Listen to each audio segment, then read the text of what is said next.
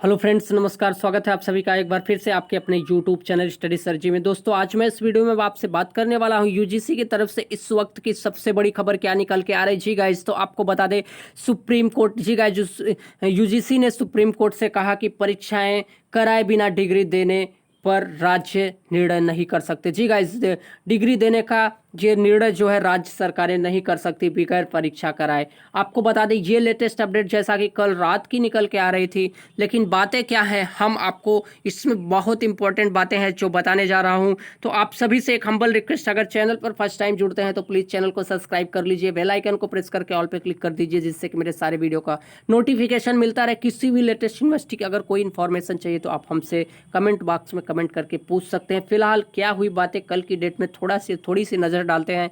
हालांकि काफ़ी लंबी चर्चा हुई, लेकिन कोई कंक्लूजन नहीं निकल पाया। 3 दिन के लिए आपको जो फैसला था वो सुरक्षित रख लिया गया है। आइए देखते हैं क्या हुई पूरी बातें। विश्वविद्यालय अनुदान आयोग यूजीसी ने मंगलवार को उच्चतम न्यायालय से कहा कि 6 जुलाई का उसका निर्देश कोई फरमान नहीं जिसमें उसने उच्चतम याचिका जिसमें उसने विश्वविद्यालय और कॉलेजों को 30 सितंबर तक अंतिम वर्ष की परीक्षा आयोजित करने के लिए कहा। साथ ही यूजीसी ने यह भी कहा कि परीक्षाएं कराए बगैर डिग्री देने डिग्री देने का निर्णय राज्य सरकार के पास नहीं है। ये कहीं ना कहीं बहुत ही गलत रवैया था यूजीसी की तरफ से बोलने का। ये सिचुएशन बिल्कुल इजाज़त नहीं देती एग्ज़ाम कराने को, लेकिन यूजीसी अपनी पावर का सही इस्तेमाल छात्रों के ऊपर ही कर रहा है। यूजीसी की तरफ से पेश हुए सॉलिसिटर जनरल तुषार मेहता ने न्यायमूर्ति अशोक भूषण की अध्यक्षता वाली पीठ से कहा कि आयोग का निर्देश छात्र के हित में है, क्योंकि विश्वविद्यालय को स्नातकोत्तर पीजी पाठ्यक्रमों के लिए नामांकन प्रारंभ करना है और राज्य के अधिकारी यूजीसी के दिशा निर्देश की अवहेलना नहीं कर सकते।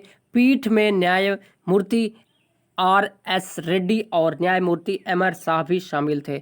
ऐसी सिचुएशन में न तो जनरल सॉलिसिटर तुषार मेहता जी एग्जाम देने आएंगे, न ही ये अशोक भूषण और आपके एम.आर. रेड्डी और एम.आर. शाह जी देने आएंगे। ऐसी सिचुएशन में जब भी छात्र निकलेंगे अपने घर से और काफ़ी संख्या में ये हुजूम जो निकलेगा वो कोविड के कहर को और बरपा पाएगा और बढ़ा देगा। ऐसी सिचुएशन में हम आप एग्ज़ाम देने जाएंगे।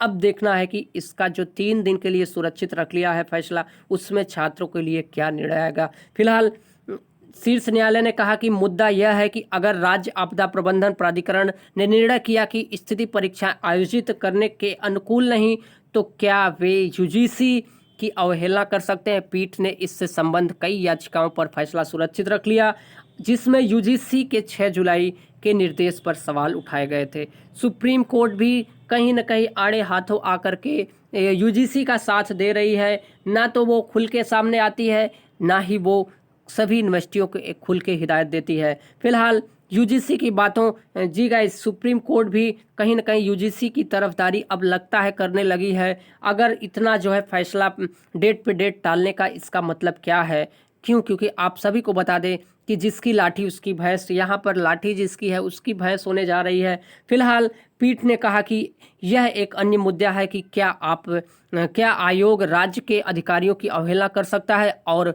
विश्वविद्यालय को दी गई तारीख पर परीक्षा आयोजित करने के लिए कह सकता है। फिलहाल वीडियो कॉन्फ्रेंस के माध्यम से हुई सुनवाई में मेहता ने पीठ से कहा कि राज्य निर्धारित किए गए समय को आगे बढ़ाने की मांग कर सकते हैं, लेकिन वे बिना परीक्षाओं के डिग्री दिए जाने का निर्णय नहीं कर सकते। सॉलिसिटर ने ये बातें कही कि अगर आप परीक्षा को आगे बढ़ाने की मांग करेंगे तो हम इस बात की इजाज़त तो दे सकते हैं, लेकिन अगर आप ये मांग करेंगे कि बगैर परीक्षा के डिग्री दी जाए तो हम इसके लिए बिल्कुल इजाज़त नहीं देंगे। सॉलिसिटर का एक ही मसला है कि एग्ज़ाम कराओ फिर डिग्री लो। मेहता ने पीठ से कहा, छात्रों के हित में समय सीमा दी गई थी, यह फरमान नहीं है। सभी विश्वविद्यालय को पीजी पाठ्यक्रमों के लिए नामांकन शुरू करना है। उन्होंने कहा कि कोविड-19 राष्ट्रीय आपदा है और राज्य के अधिकारी यूजीसी की अवहेलना नहीं कर सकते।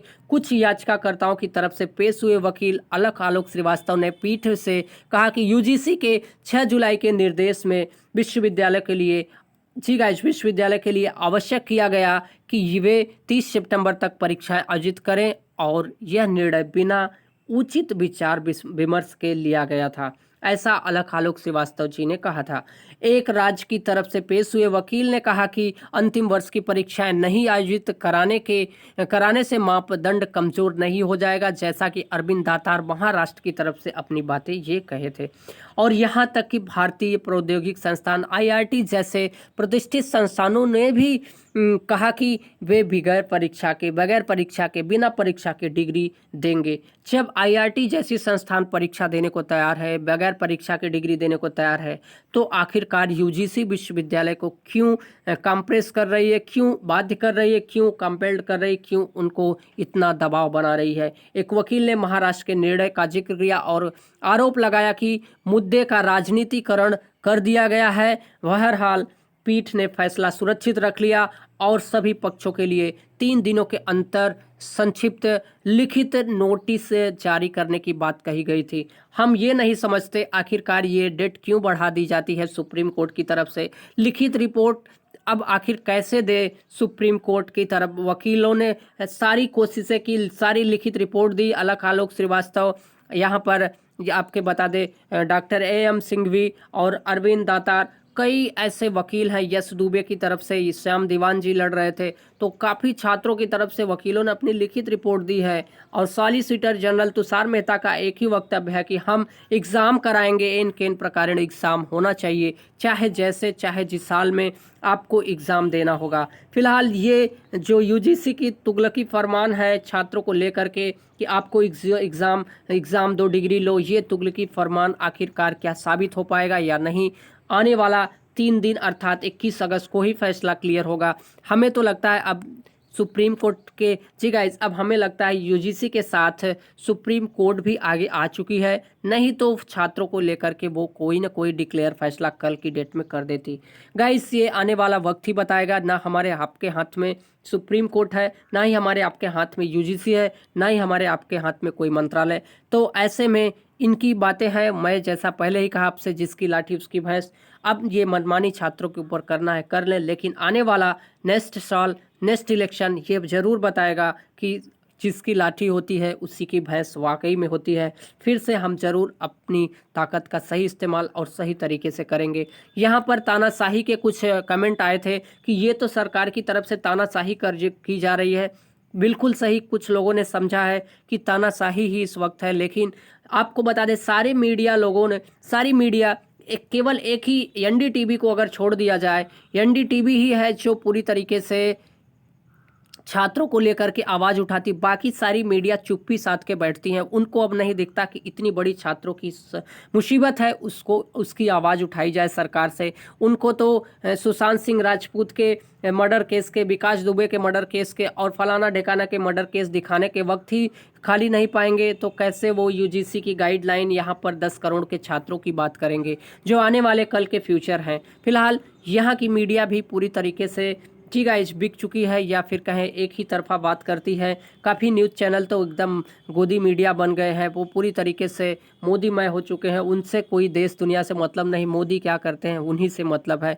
फिलहाल गाइस ज़्यादा मैं इस मसले पर बात नहीं करना चाहता, क्योंकि ये सोशल प्लेटफॉर्म है। हम किसी को सीधे आकर के खुल के उसका उल्लंघन या उसका विरोध या उसको गाली नहीं दे सकते, लेकिन इतना तो जरूर कर सकते हैं, इतनी तो स्वतंत्रता हमें जरूर है कि हम अपनी आवाज़ को सख्ती के साथ उठा सकते हैं। तो आप भी उठाइए, मेरे साथ जुड़िए, कमेंट करिए।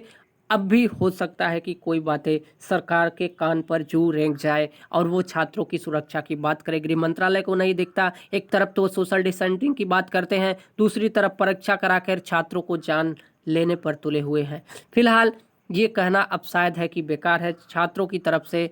अब यूजीसी एग्ज़ाम, जी गाइस, यूजीसी अब एग्ज़ाम लेने को तैयारी कर चुकी है, और वो तैयारी क्या वो कर चुकी है, वो केवल आदेश दे चुकी है। अब सभी यूनिवर्सिटियाँ इस बात को विचार करें और एग्ज़ाम कराएं। तो इस वीडियो में गाइस इतना ही। आप सभी के कमेंट का इंतज़ार रहेगा। अगर वीडियो आपको पसंद आया हो तो लाइक शेयर ज़रूर करें, और इस वीडियो को ज़्यादा से ज़्यादा लोगों तक शेयर करें, जिससे कि उनको भी पता चल सके। यहाँ पर कुछ ऐसे बच्चे भी हैं जो पूरी तरीके से इस सरकार के मुरीद हैं, इस सरकार के एकदम भक्त हैं। वो हमें कमेंट करते हैं तो कुछ दूसरे शब्दों में करते हैं। फिलहाल हमें इससे कोई फ़र्क नहीं पड़ता, लेकिन छात्रों की हित की बात, छात्र के साथ राजनीति होना, ये बहुत गलत बात है। थैंक यू गाइस, मिलते हैं नए वीडियो में, नए नोटिस, नए गाइडलाइन के साथ। जय हिंद, वंदे मातरम।